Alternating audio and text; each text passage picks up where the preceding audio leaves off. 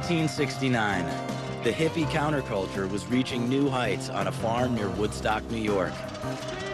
The message was love, and the mood was fueled by the energy and the ideals of the late 60s.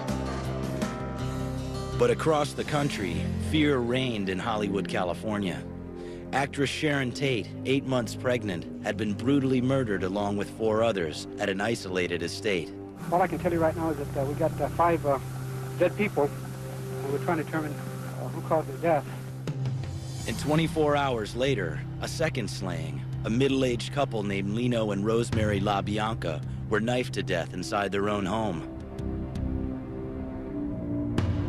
The unknown killers left bloody graffiti at both scenes. When the arrest finally came down, the city was stunned. The killers were young, with all-American looks. One man, 24-year-old Charles Tex Watson, and 3 women, 20-year-old Leslie Van Houten, 21-year-old Patricia Krenwinkel, and 21-year-old Susan Atkins. They could have been the girls next door. Yet, their devotion to an ex-convict named Charles Manson was so extreme, it led them to murder. It was the first real cult. And these were the first cult killings we knew of in this country. The very thought of these young women, dressed in black, armed with sharp knives, entering the homes of complete strangers in the middle of the night and mercilessly stabbing them to death. I mean, it's so horrendous a thought that it's difficult to keep a thought like that in your mind for a couple moments. At trial, the girls, Susan Atkins, Patricia Krenwinkel, and Leslie Van Houten, seemed not only willing to kill, but to die for Charles Manson. Charlie would always say, "These are your children, and you threw them out, and I took them in." They were the children of America, but he perverted them and corrupted them, and they became something else. Charles Manson began life on the wrong side of the tracks and spent the next 35 years there, in and out of prison, for crimes like forgery and pimping. But the most notorious of the Manson girls who killed, Patricia Krenwinkel, Susan Atkins, and Leslie Van Houten, were children of the middle class. On the surface, they led comfortable lives in California's sprawling post-war suburbs. Leslie Van Houten was born in 1949, the second of 4 children. She was especially close to her father, Paul, an automobile auctioneer. She was very happy and outgoing and very athletic. She seemed to enjoy life. She just was sometime without care and abandon, I would say. She did break her arm a couple times just by being energetic and being really into whatever she was doing. She was from a very upstanding family in Monrovia, California. She was a homecoming princess. She was always very, very pretty and very bright. Patricia Krenwinkel grew up in the Los Angeles suburb of Westchester. She was the daughter of an insurance agent and a homemaker. Pat was a darn good kid. Didn't complain about anything. No matter where I took her, I never had one bit of trouble with Pat. Then something happened that left both girls feeling alienated and angry. By the time they were in high school, Leslie's and Patricia's parents were both divorced. During the time I was brought up, nothing was talked about. I mean, my parents' dissolution of their marriage, you don't talk about that. You don't talk about problems in the home. I believe that I was desperately seeking someone that I could love and hold on to and call my own. That somehow my dad leaving had left a space there. I was very close to my father, and there was a hole when he left. Both girls began drowning their pain in alcohol and drugs. When I was about 15 years old, I began using drugs. And something happens when you use drugs. You begin to find people who, like yourself, use drugs.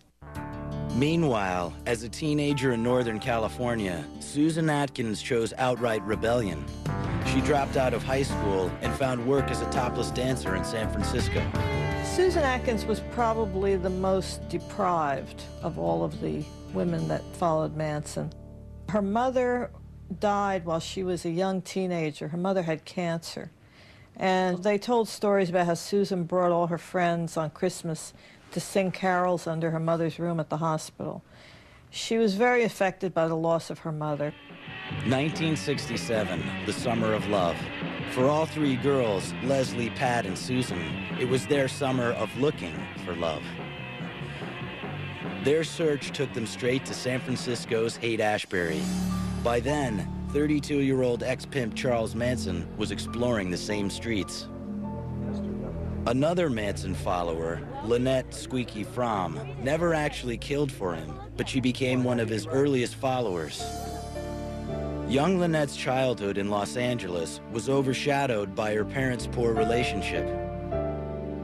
She was quiet and sensitive, but her talents in dancing, drama, and poetry frequently put her center stage. In junior high, Lynette's classmates voted her personality plus. She came from post-war suburbia, except that this was post-war suburbia in the backyard of Hollywood. She dated a guy named Bill Siddons, who went on to manage a group called The Doors. She was someone who was extremely familiar with media culture and celebrity culture as just an ordinary, average, expected part of growing up. Although Lynette Fromm was talented, it became clear that she was also troubled. By senior year, her attendance at Redondo Union High School had become sporadic. At an after-school job, she found a frightening way to express her pent-up emotions. Several of her friends who were working with her in the shop remember this evening where she took the staple gun and just shot up her arm methodically and didn't flinch at all. Those who knew Lynette speculated that abusive treatment by her father lay at the root of her pain. The Fromm household had never been warm, but when Lynette was a teenager, her father suddenly stopped speaking to her for 3 years while living under the same roof. Her father just decided she was not worth talking to anymore, and he decided to exclude her from his life. She wasn't even 100% clear why. She spoke to her mother. If something had to come from her father, she spoke to her mother, and her mother asked her father and then answered Lynn. I mean, you imagine being 13 years old and not being able to talk to your father.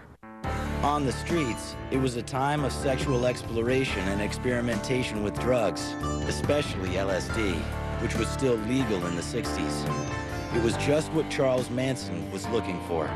Manson had come out of prison and wound up in Haight-Ashbury, and a girl came up to him in the street, handed him a flower, and said, "Love." And he thought, ooh, something's going on here. He'd been in prison for a while, and there was this whole new movement. And he grabbed onto it and ran with it. In 1967, Charles Manson recruited the first member of his hippie family, a Berkeley librarian named Mary Bruner. At 19, Lynette Fromm dropped out of El Camino Community College and became the second. She said she was sitting on a curb in Venice, California. Her parents had thrown her out, and she said that this bus drove up. And this man got out, and he looked at her and he said, "Your parents threw you out, didn't they?" And she thought he was a genius and a psychic and everything else. She said, "How did you know that?" And she got into the bus with him, and she never came back. He waited for, 30 seconds or so, and he said, I can't make up your mind for you. And he said goodbye, and he left.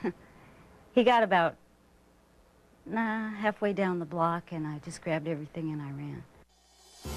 In Manson, Lynette "Squeaky" Fromm finally found a father figure. She would prove useful to him in managing his rapidly expanding family.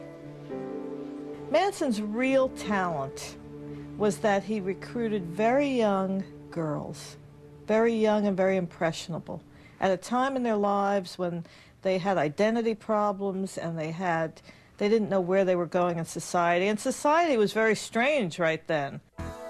For the Manson girls, life outside of society would soon take a strange, hallucinatory turn as they fell under Charles Manson's power. By 1968, Charles Manson's hippie family had grown to a core of about 25 young people. They settled on an abandoned movie set outside of Los Angeles called Spahn Ranch, and shared everything from sex to hallucinogenic drugs. Leslie Van Houten, Patricia Krenwinkel, Susan Atkins, and Lynette Squeaky Fromm were disillusioned with their middle-class upbringing and searching for something better. They thought they'd found it in Charles Manson. As twisted as it all got, you know, I really think that I felt that I had met someone that, by being around him, would have a positive change. He actually would forget our names sometimes, but it wasn't an insult, because his love was without a doubt, and it just so happened that we hooked into something that was true. First there was love. It's a kind of love where, you know, you could actually be next to people who are making love and not think too much about it. There was a real close relationship to most of the members of the family. There was a lot of love there before there was fear and death and murder. It was a time of spiritual exploration, and even celebrities were looking for gurus. The Manson family had attracted visits from Jim Morrison of The Doors and Cass Elliot of the Mamas and Papas. For a few weeks, the family camped out at Beach Boy Dennis Wilson's house. Dennis goes out for a recording session, and he comes back at about 2 in the morning, and Manson greets him at the front door. And Manson gets down on his knees and kisses Wilson's feet and invites Wilson into Wilson's own home. Through Dennis Wilson, Manson met record producer Terry Melcher, the son of Doris Day, and even visited Melcher's estate on Cielo Drive. That estate would later be leased to a young actress named Sharon Tate and her husband, the film director Roman Polanski. But for the young women in Manson's family, their guru was more than just a way to meet the stars. He had a way of preaching to them. He would say things like, "Man invented time. There was never time before man invented it." And they would say, oh, he's brilliant. He came up with this. You know, they were kids. But it sounded very profound to them. And they became dedicated to him. They absolutely followed him. For Squeaky, Spahn Ranch and the other Manson family haunts felt more like home than anywhere else she'd lived. Her experience traveling with Manson and being part of that group was so much better than living in this dreary, frightening household in the suburbs, being treated as a wrongdoer by her father. For her, her life improved tremendously when she joined this group. And at first, life on the ranch was not so different from other counterculture communes. It meant taking countless acid trips together and experimenting with group sex. But in the era of free love, Manson was using sex and drugs to control and dominate. You basically slept with whoever, you know, you either told to or wanted to. You know, our bodies weren't our own. He'd go on trips with them all the time, either taking no LSD himself or a smaller dosage than they would so he could retain more control over his mental faculties. And he'd dig down deep into their psyche during these trips and try to remove many of their convictions on life. To Barbara Hoyt, a 17-year-old runaway, life in the Manson family seemed like an eye-opening game, and the goal was to distort reality. Life at Spahn's Ranch was a quote-unquote magical mystery tour. Every day was a different thing. We dressed different, we played it, we lived on a movie set. And one thing we didn't have is watches, and the whole idea was to let time disappear. There was no time. We were all living now. Everybody had a role. Leslie was one of Manson's front street girls, the prettier women he used to attract men. Squeaky was the Manson family's den mother. She was very supportive to all of us. People in the family, she was a little bit maternal in how I related to her. She was a very nice, loving person. You'd never know. And Quiet Pat was a good soldier. She helped keep everybody in line. When everyone else became jumpy or they became nervous or something started going wrong and they were thinking, maybe this isn't where I want to be, well, then you can take them to me because I would make them somehow feel all right. Volatile Susan Atkins, nicknamed Sadie, blindly and enthusiastically followed Charlie. Charlie would say something like to Sadie, go get me a coconut, and I don't care if you have to go clear to Jamaica to do it. And she'd get up and she'd start out the door, and he'd say, never mind. And she would have done it. She would have gone clear to Jamaica. She had to get him a fresh coconut. By the summer of 1969, Charles Tex Watson, one of Manson's few male followers, was giving the girls murder lessons under Manson's command. At first, it seemed like just another game. He demonstrated how to stab a person. He told us, don't just stick the knife in and out. He said, bring it up when you cut someone so that you cut up more stuff. And he made us practice. Slowly, the mood turned to paranoia. Increasingly, a common goal emerged, giving up individual ego to take on Manson's will. The family listened as he compared himself to Jesus Christ and the devil. Sometimes he would reenact the crucifixion when we were on LSD. And it was very realistic and it was hard to watch. You had them thinking you were Jesus Christ. How did you do that? Just being myself. All men are Jesus Christ. They are? Sure. Manson also began to ask for bizarre tests of devotion. I'd stand up against a tree and he'd throw knives at me. He's thrown hatchets at people. Do you trust me? Do you love me enough? You know, stand up against that tree. And he asked us constantly, each one of us, you know, will you die for me? Will you be my finger on a hand? Will you be me? So, did you want to be like him? Uh-huh. Yeah. Did all of you want to be like him? Mm-hmm. Yeah. Manson's talk was growing darker, and he claimed an apocalyptic racial revolution was at hand. He called it Helter Skelter, after the Beatles song.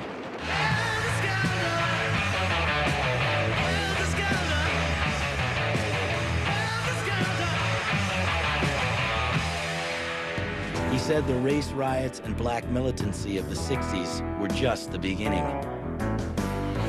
According to Manson, Helter Skelter would clear the way for the family to run the country.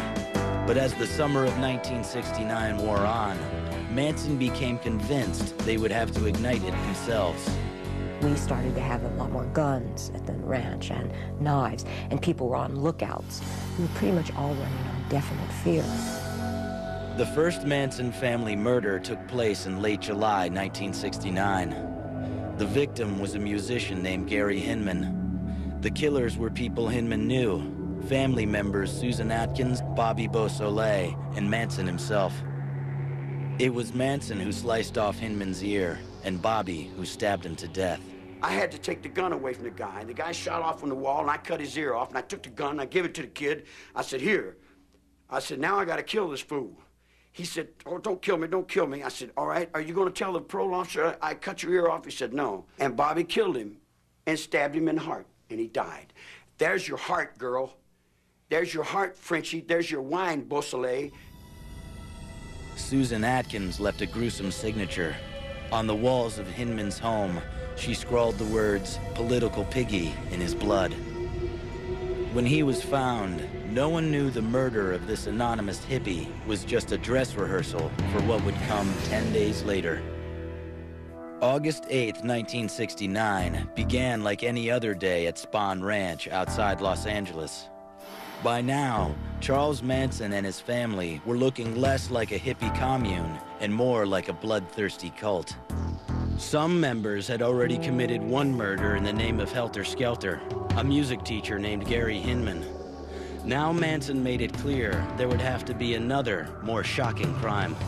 Charlie came and woke me up, and he said, get up. I want you to go somewhere. Manson also rounded up 3 other family members, Charles Tex Watson, Susan Sadie Atkins, and Linda Kasabian. He said, get in the car. And he said, do everything the text says. And we were off. Former family member Barbara Hoyt remembers that night as the night that Susan Atkins asked her to run a special errand. Charlie was there, and he wanted to know why I was there, and I said because Sadie had called the back of the ranch and wanted 3 sets of dark clothes, and he said they already left. Charlie didn't explain where they went, but Barbara heard it from a ranch hand. He had asked Sadie, "Where are you guys going?" And she leaned out of the car window and said, "We're gonna go kill some mother effing pigs." The group was headed to Los Angeles, to the home of a record producer Manson once visited. Now an actress named Sharon Tate was living there. She was 8 months pregnant. Her husband, film director Roman Polanski, was out of the country, and she was hosting 3 house guests: Hollywood hairdresser Jay Sebring, coffee heiress Abigail Folger, and her Polish boyfriend, Wojtek Frykowski. Manson told Tex to kill everybody there, and Pat says her instructions were just as clear. He told me to do whatever Tex said. And I understand, and I believe Tex when he said Charlie told him to do it. While Linda Kasabian waited, Tex Watson led Susan Atkins and Patricia Krenwinkel onto the estate. Leaping over the wall, Tex surprised 18-year-old Stephen Parent, a friend of the groundskeeper who was just about to leave. Before he could, Tex reached into his car and shot him 4 times, point blank. Inside, Tex and the women herded everybody into the living room. Jay Sebring was the next to die. When he tried to protect Sharon, Tex shot and stabbed him. Frykowski was killed trying to escape, stabbed, bludgeoned, and shot by Tex. Abigail Folger also tried to flee, in vain. At that point in time, I left and followed her. I ran after her with an upraised knife, and we went out through a back door out onto the lawn. And I started stabbing her. I ran her down, and I began to stab her. I remember her saying, "I'm already dead." Inside, Susan Atkins guarded a terrified Sharon Tate, who was bound around the neck and strung from the rafters. Atkins later told the story to Virginia Graham, a cellmate in jail. She said Sharon was crying and begging, "Please don't kill me, please don't kill me. I just want to have my baby. God, please don't kill me." And she says, and I looked her dead in the eye, and I said to her, "Bitch, I don't care about you or your baby, and you're going to die." And she said, and I killed her. By the time they were done, it was well after midnight, and 5 people were dead. They'd been stabbed more than 100 times. Why do you think he chose you for that night? Because he knew I wouldn't question him. He's got about 25 people to choose from, right? He knew them better than you and I. Why did he choose these particular ones to go along with him? Well, my guess is he felt they were the ones that were most capable of committing these murders for him. The next night, Manson tapped the same group plus Leslie Van Houten. She was eager to prove her loyalty. He asked me, do you believe enough in what I say to know that this is something that has to be done, or something to that effect? And I said, yes, I do. This time, Manson drove the group to Los Angeles. The house he chose belonged to supermarket owner Lino LaBianca and his wife Rosemary. Manson walked in first. Seen a guy sitting on the couch. When he was sitting on the couch, I pet the dog. I said, "Hey, look like Sophia Loren there." And I laughed at it. He said, "Hi." I said, "Hi." Manson bound and gagged them both, then left. I told the other dudes, "I'll see you later, man. You know, like, I'll catch it on the run, man. I'm gone, man." And I split. Although he denied giving the command to kill, Tex and the women say it's a lie. While Tex stabbed Lino LaBianca to death in the living room, Pat and Leslie guarded his wife in the bedroom. I did have a knife, and I did attempt to stab her. Basically, we gave up very quickly at that, and we went and got Tex.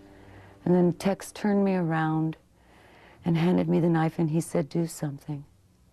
Because Manson had told him to make sure that all of us got our hands dirty. And I stabbed Mrs. LaBianca in the lower back about 16 times. I went and Mr. LaBianca was already dead, and I had gotten a fork, and I stabbed him with a fork repeatedly and eventually left the fork in him. And then I wrote words all over the house in blood. The words were helter skelter, rise, and death to pigs.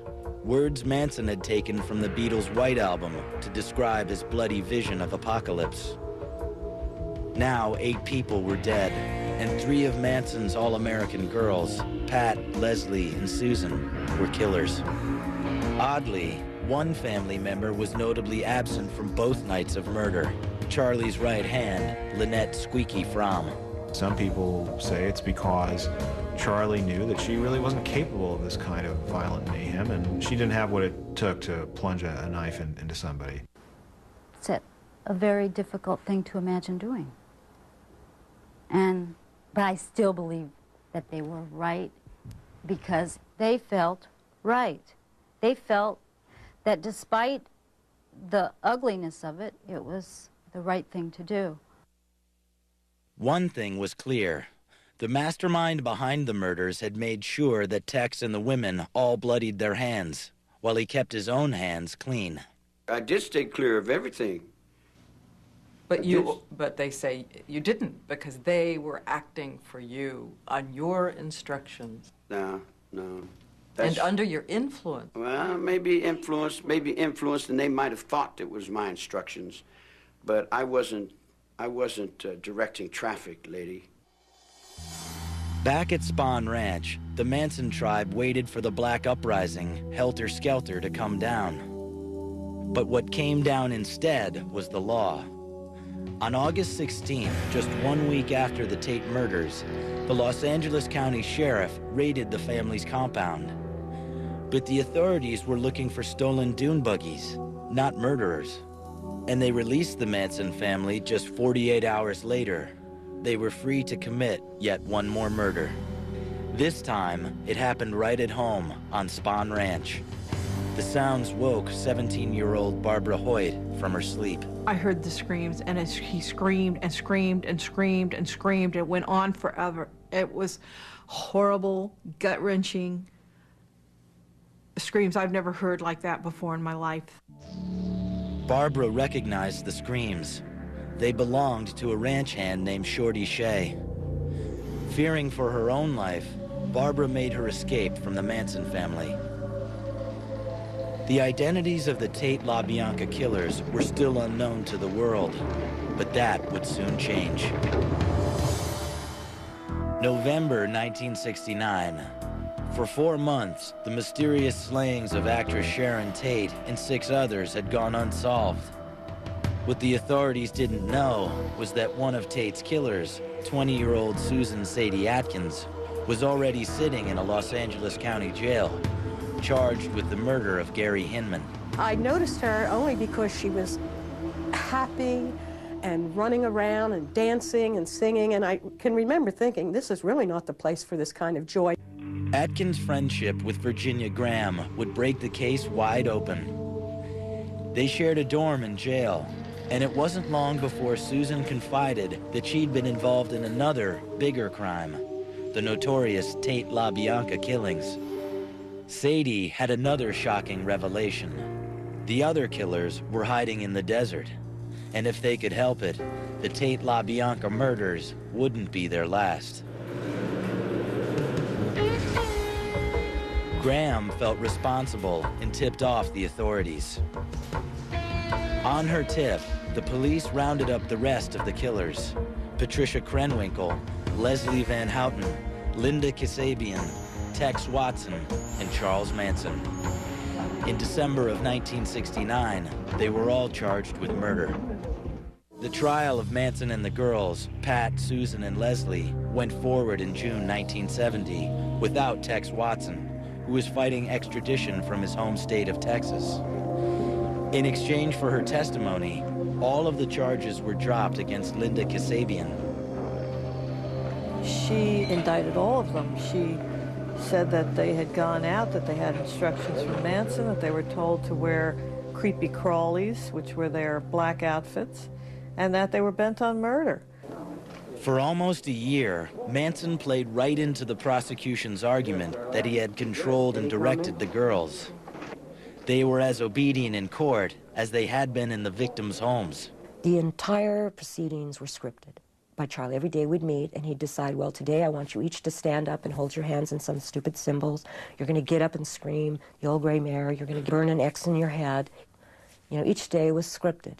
They would jump up in court and start chanting, "The judge is just a woman, the judge is just a woman." Well, that was horrifying to the women in the courtroom. That was seen by Charlie as the biggest insult. Throughout the trial, the giggling Manson girls seemed strangely detached. Now they say that if they seemed out of touch with reality, it's because they were still living Manson's reality, taking LSD in jail and following his every word. He was talking about how time was going to stop, that we were all just going to walk out, that everything was just going to stop. And we believed that.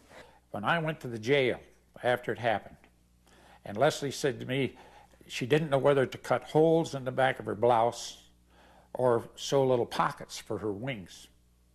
She thought she was an angel. I even asked Pat and Susan, how am I going to hide my wings? I could feel them nubbing out. Dancing clown upon the wall.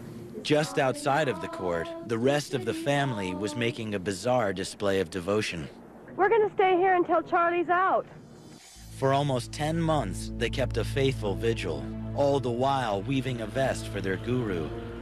Like the girls inside, they mirrored Manson's every move. And with Manson in custody, it was mainly Squeaky Fromm who handled the reporters and curious crowds. They can't grab at it, you know. They just have to be patient and give. And it's in everybody. They said I was a spokesman. I was never a spokesman. They said I was a lieutenant. We weren't lieutenants. We didn't have orders. We didn't have badges. We weren't appointed anything. We did what we wanted to do. Each one of us took up what we felt we could carry, and we did it because we wanted to. If we did it because we thought it would make Charlie happy, we must have loved him or something like that.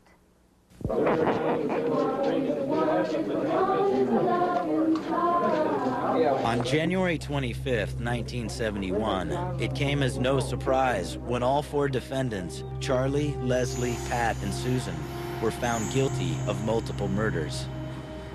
And when it was time for the jury to decide whether they would live or die, the Manson girls finally took the stand. But their goal was to save Manson's life, not their own.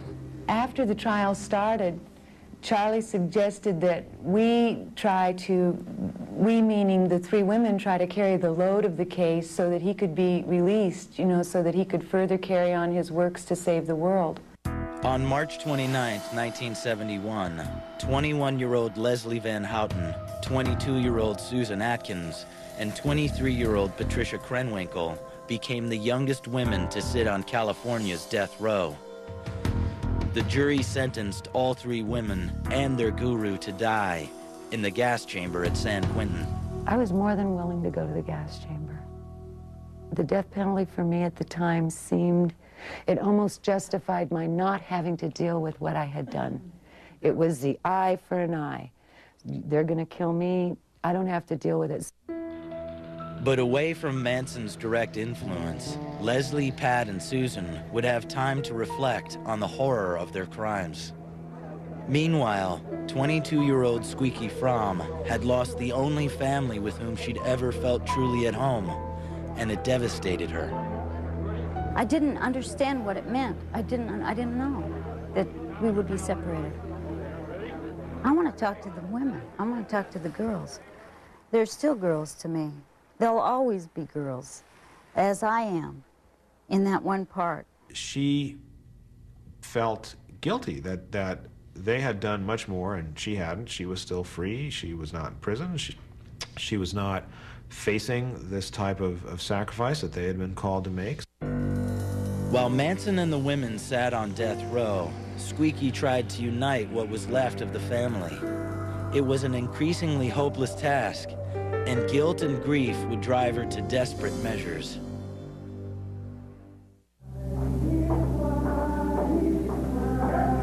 The trio of women who killed at Charles Manson's command had spent just 10 months on death row when the U.S. Supreme Court outlawed the death penalty. On February 18, 1972, Leslie, Susan, and Patricia saw their sentences reduced to life behind bars. Over the next few years, their devotion to Manson slowly soured. Really, I just think that he was just a really good con artist. I feel like I was a pawn in whatever his scheme was. I'm glad that I will never again have to see him. But on the outside, Lynette Squeaky Fromm stayed loyal to Manson, and she became alarmed when Pat, Leslie, and Susan began turning away from him. She would get a response from them saying, basically, look, we're the ones who are in prison, okay? We don't want to be here anymore. We want out.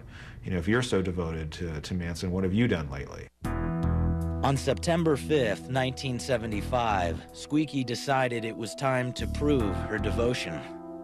She strapped a .45 caliber semi-automatic pistol to her leg. President Gerald Ford was visiting Sacramento that day. Ford had his hands out and was waving. He looked like cardboard to me. When Fromm drew the gun, she was quickly wrestled to the ground. But the Secret Service found no shell in the firing chamber. Squeaky said that she had never intended to fire a shot. I got 2 feet from him. I could have shot twice had I put the bullet in there. Her only goal, she said, was to relay a message from Manson. I said, Your Honor, the redwood trees need to be saved. They're the tallest trees in the world, and if you can't save your world's tallest trees, something's wrong. Later that year, Lynette Squeaky Fromm became the first American woman to go on trial for attempting to assassinate a president. She was found guilty and sentenced to life in prison. Do you have any regrets for that day? No. No, I don't. I feel it was fate. While Squeaky gave up her freedom, the other women struggled to regain theirs. Over the years in the same California prison, Leslie, Pat, and Susan have earned college degrees and held down jobs. At parole hearings, they've offered up remorseful words. Even Susan, who once boasted about the killings. I know the pain and the suffering that I caused Mrs. Tate, Mrs. Frykowski, Mr. Frykowski's son, the Hinman family, the LaBianca family. I know. Nobody has to tell me. I know.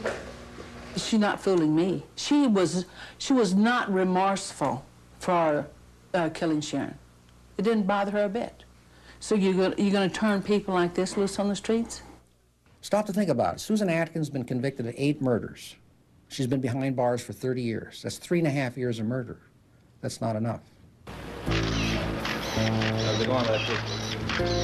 Since 1971, only Leslie has tasted freedom.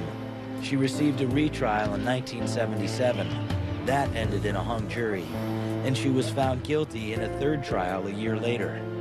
She's still considered the most likely to be paroled. You know, I've thought, how do you even begin to rectify something as permanent as loss of life? Each time Pat comes up for parole, she says it's a struggle to live with what she did. I was just a young woman that I killed who had parents. She was supposed to live a life, and her parents were never supposed to see her dead. Pat, Leslie, and Susan have spent 30-some years behind bars, more time than most murderers. But they believe their connection to Manson will keep them there even longer. He has been completely unremorseful. You have beat me, knocked my teeth out, broke my neck, drugged me with drugs, dragged me up and down hallways, prison hallways, handcuffed. This routine that he's doing now and his little clown acts on television is all part of his way of I think, diminishing his own responsibility. As their hopes for parole have faded, Leslie and Pat have found strong support in each other. No one can understand what it was except we who were there. So it's like sometimes we can bring to each other an awareness that another person could never attempt to because we were there. The older I get, the harder it is. Mrs. LaBianca was younger than I am now. I took away all that life.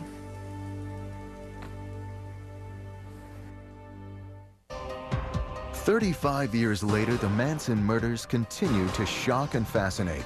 And the Manson women continue to pay the price for their involvement. Susan Atkins, Patricia Krenwinkel, and Leslie Van Houten, all model prisoners, have been denied parole for a combined 36 times. And although Squeaky Fromm has been eligible for parole since 1985, she has consistently waived her right to a hearing. Though the Manson women retain the right to parole reviews, legal experts are confident that the grisly nature of their crimes will keep them incarcerated for the rest of their lives. And the man behind it all, 69-year-old Charles Manson, has been denied parole 10 times. Manson's next hearing is April 2007. He remains in a state prison in California where he is locked up 23 hours a day. You walked home with her every night. For years, dreaming of the moment. The moment science would lead you to him, and you could finally let her go. Cold Case Files. Next on A&E.